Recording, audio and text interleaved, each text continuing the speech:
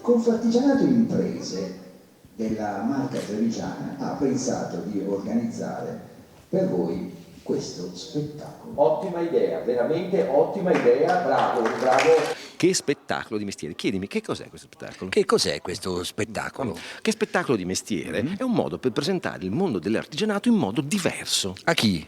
Ai ragazzi, soprattutto alle scuole primarie di primo grado. Quindi tu mi stai secondarie, dicendo che secondarie, oggi... terziarie. Sì, ho capito. Quindi tu mi stai dicendo che oggi qui ci sono dei ragazzi? Sì, stanno arrivando. Oggi proprio presenteremo questa storia ai ragazzi dell'Istituto Stefanini di Treviso. Hai capito? Uno spettacolo per spiegare alle nuove generazioni le sfaccettature del lavoro artigianale. Così gli alcuni, in collaborazione con Confartigianato Impresa Marca Trevigiana, mette in scena al Teatro Sant'Anna di Treviso Che spettacolo di mestiere, davanti a 69 ragazzi delle classi medie dell'Istituto Stefanini di Treviso e i loro docenti. I ragazzi vedono lo spettacolo e quando escono che cosa hanno in più? Secondo me conoscono meglio il mondo dell'artigianato, perché l'idea è E un ti po'... sembra poco? No, mi sembra molto importante, però chiedimi, ma con che modo fate questa cosa qua? Ah, volevo chiederti una cosa. Con che modo voi fate questo lavoro? Sì, noi abbiamo pensato di... Bravo, sei molto gentile. No, ho finito. Scusami, no, ho finito. Di intervistare gli artigiani, ma soprattutto di fare un gioco con i ragazzi, perché Confartigianato ha pensato di premiare la classe che riesce a rispondere correttamente alle domande che faremo con un tablet.